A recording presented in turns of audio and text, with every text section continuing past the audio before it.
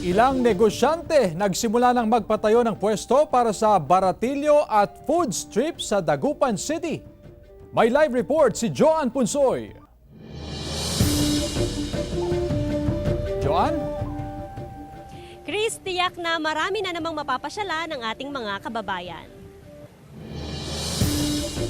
Maaga nang nagpatayo ng stall sa Galvan Street ang ilang negosyante. Pinayagan na silang pumesto sa lugar para sa baratilyo na bahagi ng Dagupan City Fiesta.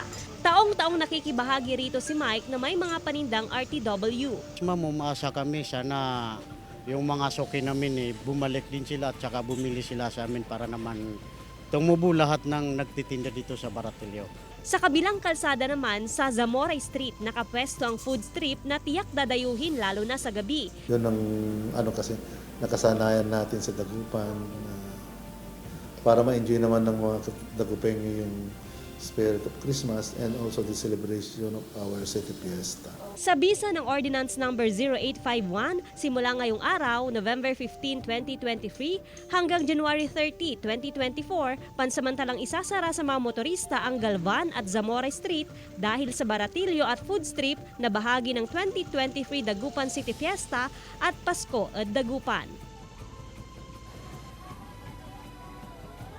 Dahil na rin sa inaasahang dami ng mga bisita, asahan din ang mas mahigpit na seguridad dito sa lugar. Samantala, ayon naman sa Public Order and Safety Office, nag-abiso na sila sa mga motorista kaugnay sa pinatutupad na traffic rerouting. Chris? Maraming salamat, Joan Punsoy.